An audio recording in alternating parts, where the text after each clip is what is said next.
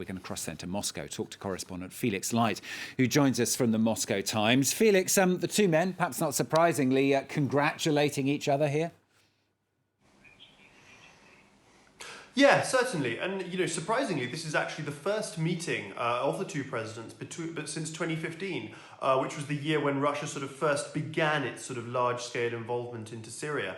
And I think, the congratulations between the two men are quite natural, considering, what their sort of alignment has delivered in the last 6 years. Of course, we remember that the Assad regime was very much on the point of losing the civil war in 2015 to a coalition of sort of the rebel armies, to Kurdish forces, and of course to the Islamic State. And it was Russian involvement which really sort of brought a sort of a teetering regime back from the brink. So this is sort of, this is a sort of a meeting very much between two allies who see themselves having accomplished their mission.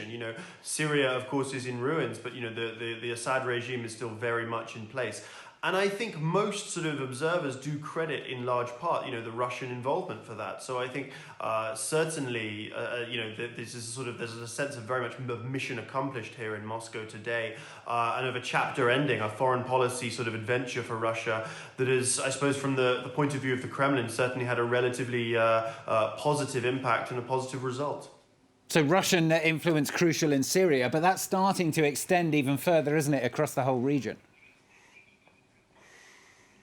Yes, certainly. So I think, the focus on Syria shouldn't detract from the broader point that Russia is becoming extremely influential in the Middle East at large.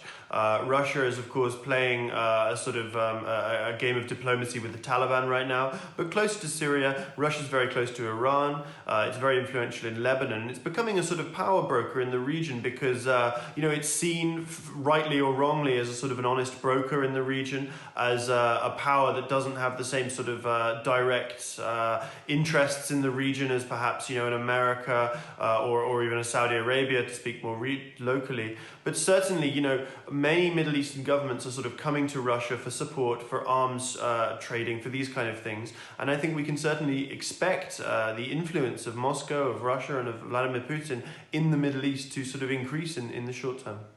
Felix, thanks very much. Felix Light joining us there from Moscow. Thanks.